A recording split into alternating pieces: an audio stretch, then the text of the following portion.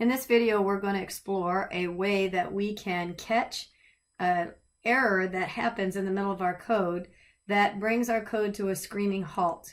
For example, in this particular line, it says age equals input, what is your age? So we're expecting them to put in a valid number that we can convert to an int. And as long as they put in an integer, we're going to be good.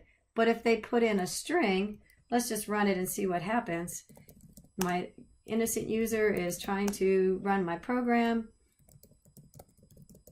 and they're not paying attention, they put in their name instead of their age, and what happens? The code breaks, and they get presented with this nasty error message, and they don't know what it means, they don't know how to fix it, they don't know what to do, so they're going to come screaming to you, maybe fire you, and not pay you the thousands of dollars that they promised you to write this program.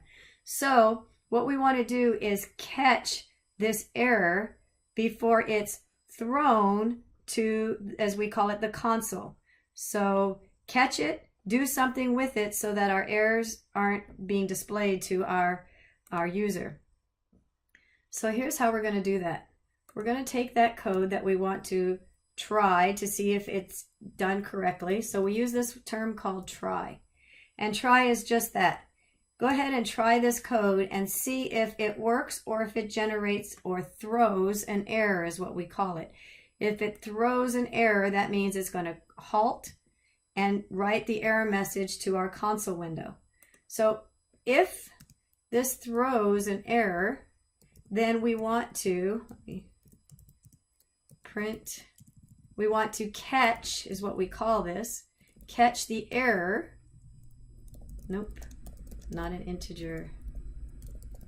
Okay, so we want to catch this error before it's thrown to the console. So let's see if that's what happens. I'm going to do something print just so we see that it's done. Okay, so if I run this again and I put in something valid like 15, done, printed out, and my program ran like it was supposed to. But if our user wasn't paying attention and typed in their name, now what happens? I get the caught the error, and it printed out, nope, that was not an integer. Okay, I want to bring your attention back to our original error message. Well, let's create our original error message. So I'm going to comment this all out. And we're going to start this again. So back in my error message originally, when I ran this, let's just see, what is your name? I did the wrong thing. And I remember this term right here. It says that I have a value error. That's what Python calls this particular error. And here's a description that Python prints out of that error. So it turns out we can catch both of these if we want to print them out. In other words, let me comment this out and uncomment what we did over here. So here I just said, if there's any error, print it out. Well, maybe I want to catch a particular type of error. In other words, I want to know that this is a value error. So if I do that, now I'm catching a particular value error, or I can catch if anything else happens, and I don't know what else in this case might happen, but here's print some other type of error occurred. Okay, and so now if I run this, I'm catching a particular error. What is your age, Kirsten? And then, in fact, what we could do is, so now we're catching value error. Let's do this. Let's make a string. So print age, so plus your age. Now this should generate an error, and the reason is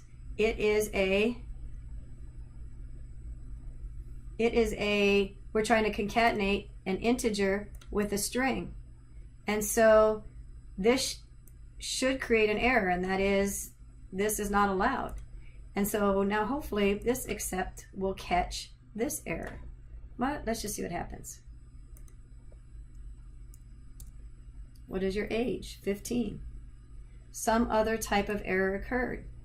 And in fact, that's what's happening, is that, let's do this. So let's figure out how we can catch that. Let's do this. I'm going to put these on. Okay. So let's take these two again and explore what's happening. Okay. Okay, so let's do this now. Same error without catching the error. All right, so we're not catching it. It's going to throw our error to the console, and let's see what happens. What is your age? 15.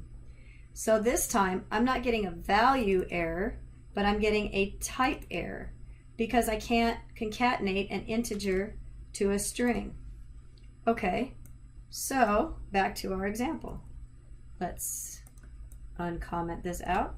So back to our example then, we know then that this, we could possibly generate with our code a value error, which will be thrown right away. Let's see, I have all those pop-ups. So if age worked, if age doesn't work, the code automatically stops at this point and will go to, oh, that created a value error. If this worked, it'll try the next line. And you and I both know that that line is going to fail, and that line generates a type error. So I can also catch a type error. Oh, with an R, there we go. All right, so I can either catch, why am I getting a syntax error here? Why am I getting a, oh, there we go. I just didn't save it. Okay, so here's how this works. Try to do this particular piece of code. If they put in a string instead of an age, I can't do the conversion. That's a value error, so print will be skipped and it'll come right to this error catch. This is going to catch that error, says nope, not an integer. The whole block will then be completed and our done will print out. If for some reason they put in 15, so that was valid, this doesn't throw an error, the next line will try to run. This particular line will fail if they put in the correct age, because we got the type error. We can't concatenate an integer with a string. And so this exception will be caught here, and some other type of error will occur, and then we'll exit that try block. So let's see that run. We have several examples. So if they put in the correct age, my some other type of error caught the fact that it couldn't concatenate. Let's try putting in my name instead. If I put in my name, nope, that's not an integer, and so that's going to run again. All right, I want to show you a different example. So I'm going to just comment out this code, and I'm going to paste in a new example.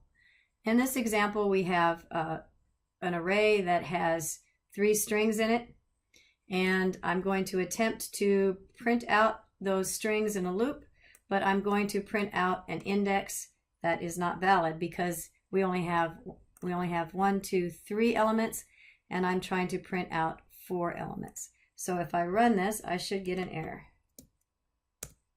And it tells me that I have this index error. So I have a value, or an error name, and an error description. So let's catch that error. So we're going to create a try block that is going to catch if there's an error there, which we know there is. We're going to do an exception. And remember that I can catch that exact name of the exception, error, and print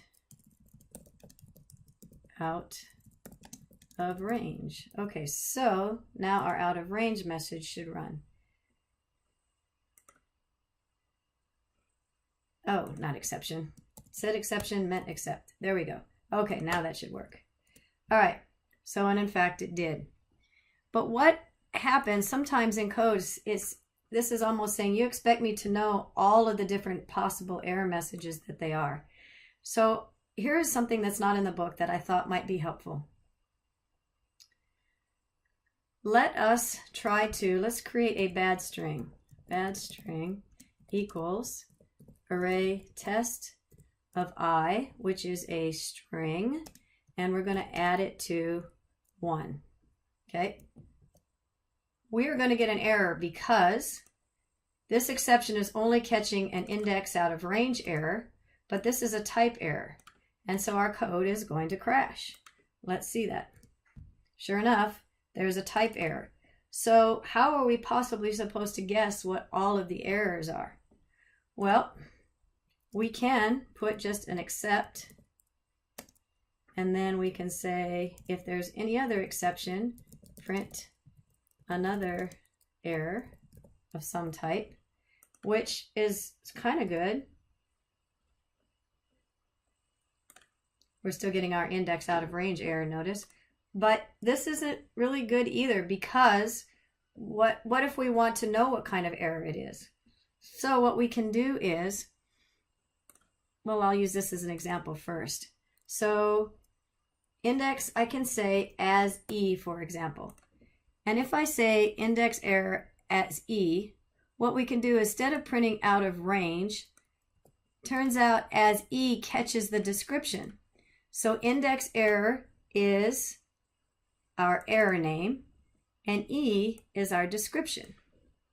So if I do index error as E, then I should be getting, let's just run this. So you can see that I'm getting Python's description. Well, in this case, that doesn't really do me any good because I already knew that. So what I want to catch is, what if it's anything else? Rather than just printing another error, can you give me some kind of clue so I can know that it happened? Well, it turns out I can't just put as E here. I'll get an error message. I'm going to stop printing my bad string. Actually, let's do it this way. Let's create this so I'm not creating that index error. I just want to create this bad error. And you can see that I'm getting a syntax error. I can't say except as E and then try to catch just the generic E. So that's going to give me an error. I can't run it. I'm going to get a syntax error. And it doesn't like that. But I just said I could do, as long as I know what type of error I'm catching, I can catch that error's description. But it turns out that what you can do is, if you don't know an error type, we can catch the big generic name, which is exception.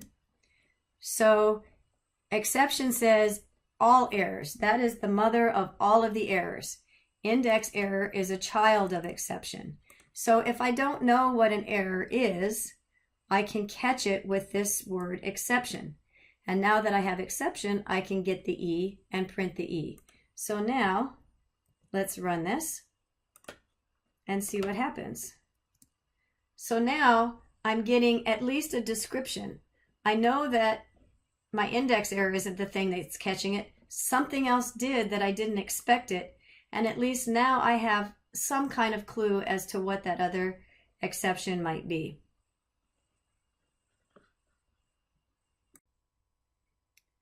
For the last part of this example, I'm going to demonstrate some code I've already written.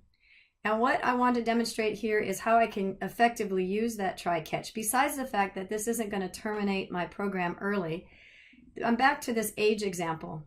And the idea here is that if they put in a wrong age, I'm going to print out the error message, but I'm going to keep them looping until my exception doesn't catch an error.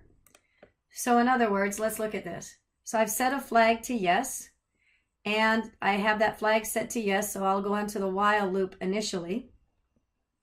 In the while loop, I'll ask for an age. And if that age fails, the user puts in a string instead of an integer. This line will fail. it'll immediately go to the exception and print out nope. Because I'm in a while loop, the loop will start again. Flag was never changed, so I will run the code again. It'll ask me to enter in an age again. If that age is still unsuccessful, the exception will be caught. The error will be caught here. Flag was not changed, and I'll run through the loop again. Maybe the third time, this does not throw an error. Everything works just fine. They put in 15. It converted to an int.